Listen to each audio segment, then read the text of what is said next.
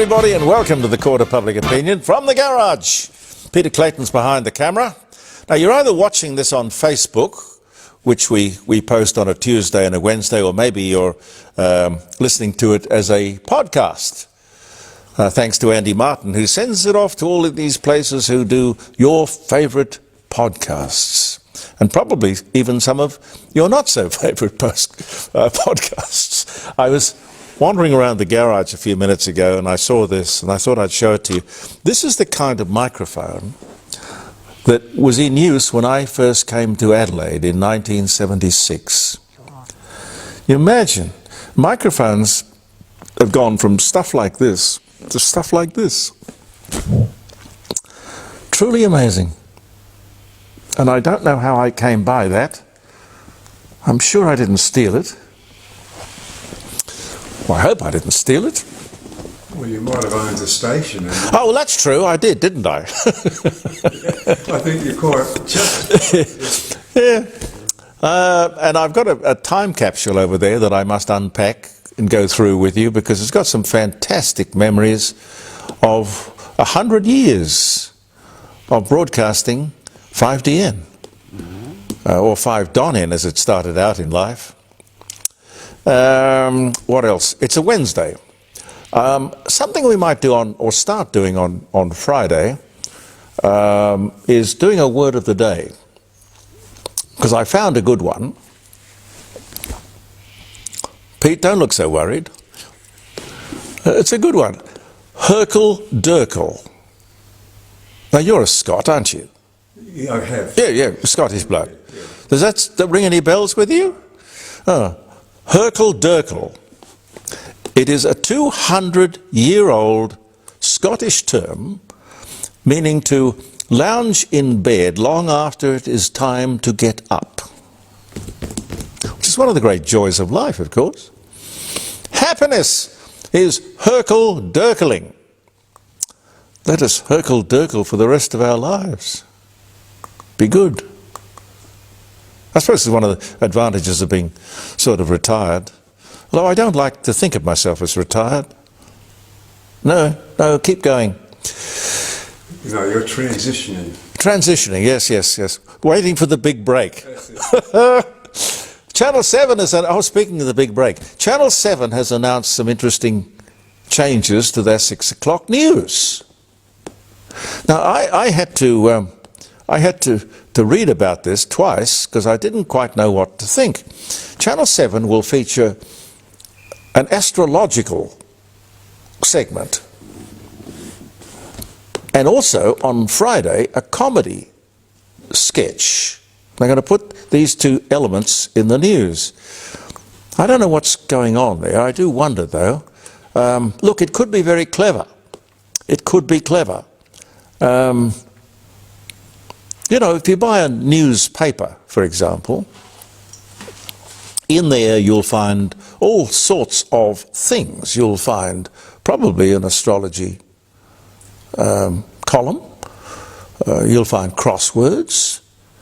You'll find heavy news, human interest stuff, all kinds of things, and most importantly, I think, opinion pieces. Television news has never been big on opinion pieces. I remember Channel 7 did hire me, and going back, I think we called it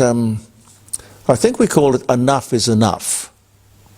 I didn't call it the Court of Public Opinion, because that's what the radio show is called. I think we called it Enough is Enough. And it was a daily comment on the news. And I don't know why that finished. Anyway, I'm sidetracking myself. What I'd like to do is to get, perhaps we could get the news director, Mark Mooney, on the show on Friday, maybe? But maybe he wouldn't want to talk about it. I don't know. I don't know how free people are to talk about what they're doing in terms of, their corporate masters. I don't know how it works. All my people, when I was owning media, everyone was entitled to do what he liked or she liked. Here's a question. Should ANZAC Day be a totally closed holiday? It's what they want to do in New South Wales. Should that be right across the country to show respect for ANZAC Day? You can tell me what you think on Friday on the phone. I'll give you the number. It's 0491 65 68 60. But if you tune into jeremycordeaux.com, I'll remind you of that number frequently anyway. The CWA is 100 years old and will be, shock horror, accepting men. The Country Women's Association will be accepting men. Now, I don't know what they do these days. I was a guest at one of their conferences some years ago. I know they've got this wonderful old mansion on De Quetville Terrace. Don't know if they still have it. Beautiful, beautiful building. I do know that they make more than scones, but now men can join. What do you think? Good move? I think so, probably. The odds might be in my favour. Yes. The odds might be in your favour. You're looking for a bride. Yeah. Who can cook? Yeah. Oh dear, aren't we all? That'll get back. John Setka. Oh God, let's talk about John Setka. CFMEU. John's been there for 40 years. I think the boss for 12. He's quit. Suddenly. Effective immediately. Wow. One can only imagine what's behind this. But apropos absolutely nothing, as you would know, The Age and 60 Minutes have done an expose on the CFMEU. I think it needs a royal commission.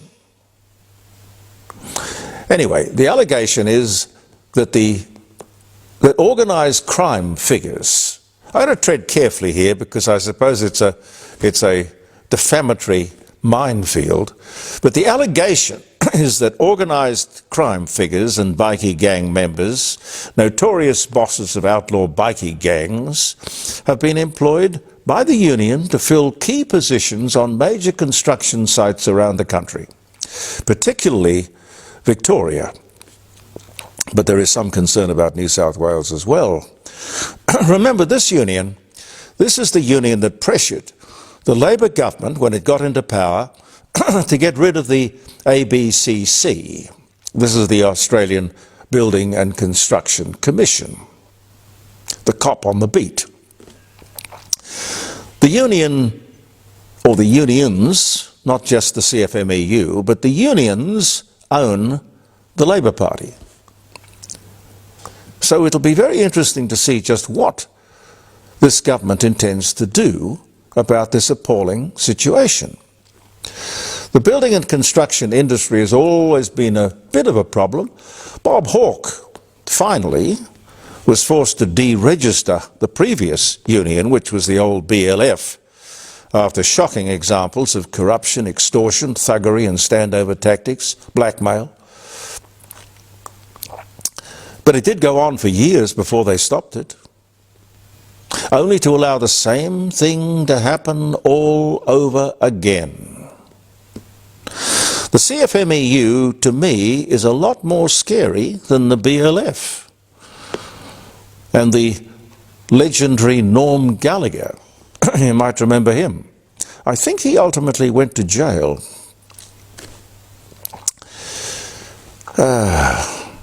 Peter Malinauskas has said, Premier of South Australia, that he will act quickly if he finds any criminal activity in South Australia. And that's good. But I have to say that the union has become a lot more militant since he was elected. And it's not a good look that I am told that the Premier accepted a 6-figure donation from the CFMEU in the lead-up to the last election. Now, if that's not right, I'm very happy to correct it. But that last election he obviously won. Political donations from trade unions are vital to the Labour Party, clearly. The union, or I suppose all of them, assume that their members are Labour supporters. Well, they behave like it. They are, of course, not all Labour supporters, but you pay your dues, and I don't think you've got any control over where the money goes. The CFMEU has to be deregistered. I don't think just putting it into administration is enough. Where crime has been committed, charges should be laid. The government has to reinstate the ABCC to control bad behaviour and crime on building sites and things like extortion. And we have to do something about government's propensity to look the other way. It's just plain impossible, as I think I mentioned yesterday, that the Age and 60 Minutes not only knew, but were able to gather information, evidence and witnesses to all of this. The government has far greater investigative powers and resources if it wanted to use them. I find it impossible that the government didn't know. And what about all those independent commissions against corruption? Every state has one. How does Labour have any independence or integrity or credibility when it comes to controlling lawless trade unions? And it's not only the building industry, of course, it's the waterfront as well, and probably others. Unions were set up originally. They were set up as a response to the abuse of power and exploitation of the employer class, not a replacement for it. Bullying is bullying. I don't care. Doesn't matter who does it. It's there to be called out and stamped out wherever we see it or whoever perpetrates it. Now, what to do about all of this? What to do about it?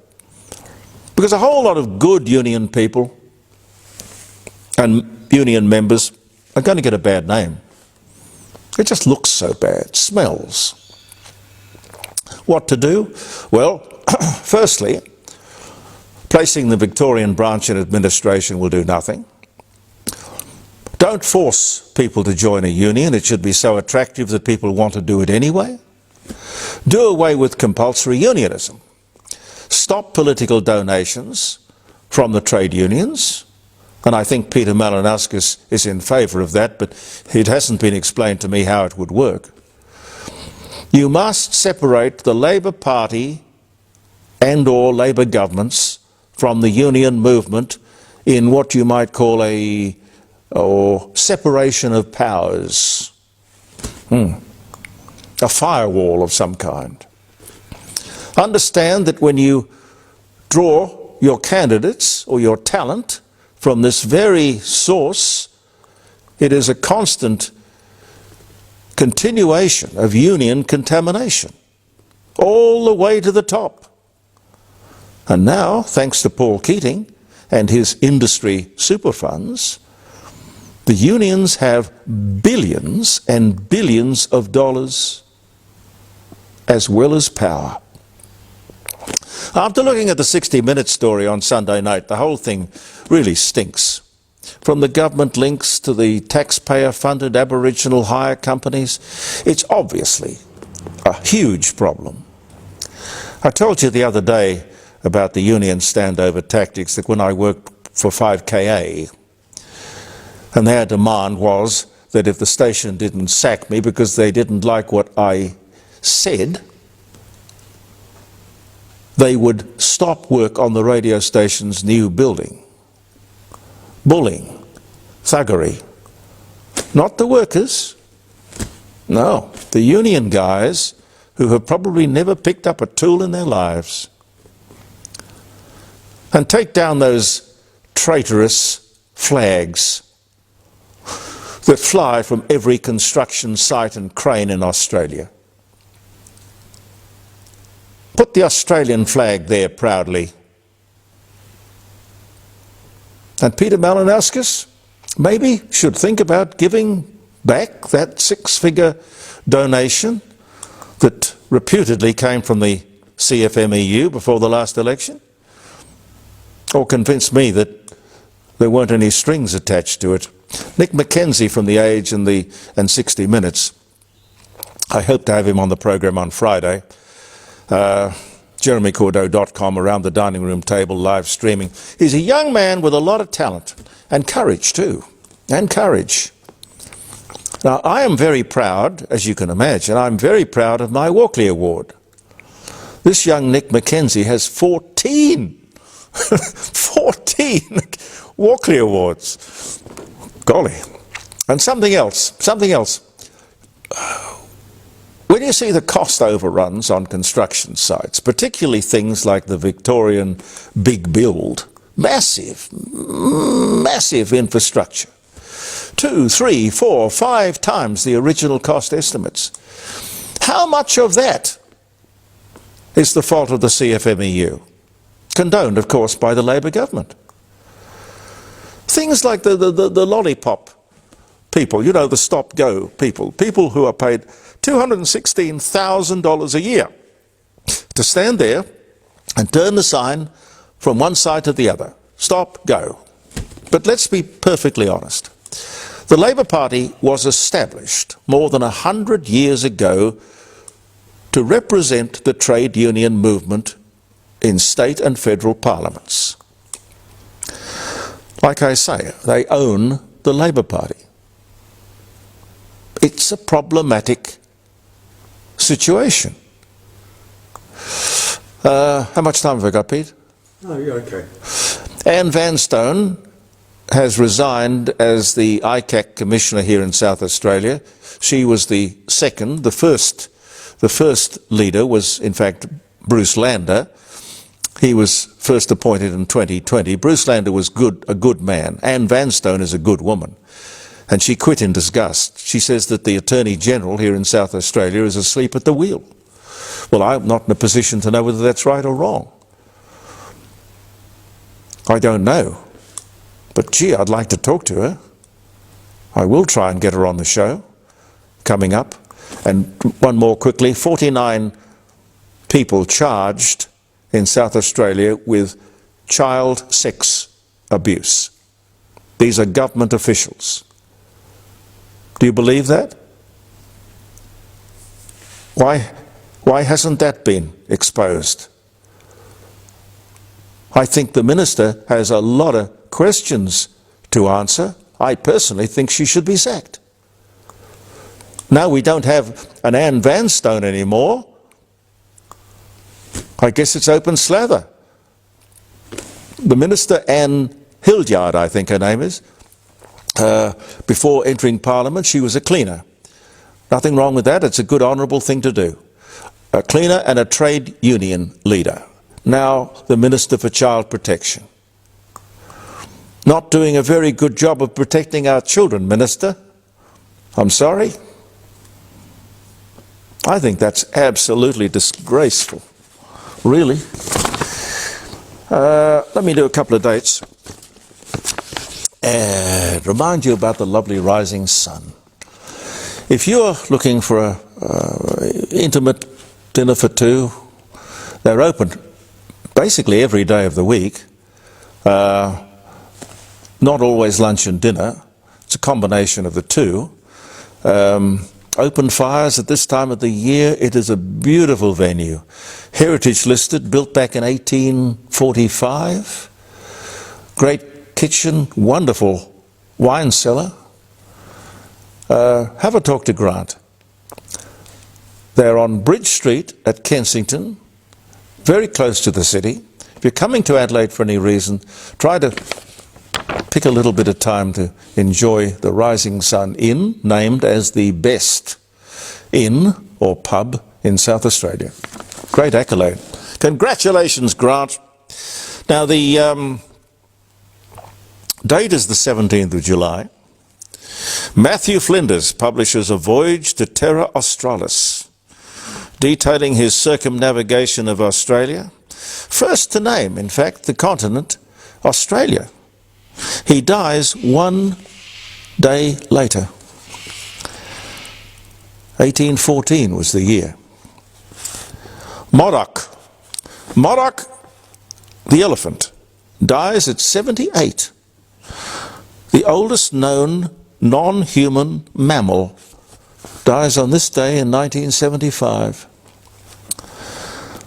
Royal proclamation by King George V changes the name of the British royal family from German Saxe-Coburg-Gotha to Windsor.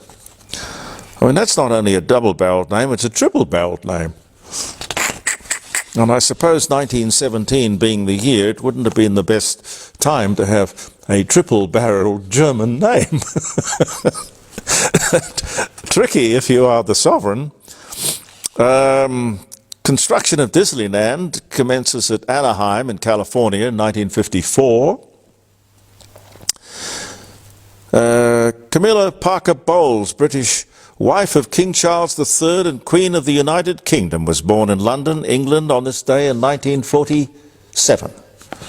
Congratulations, Your Majesty.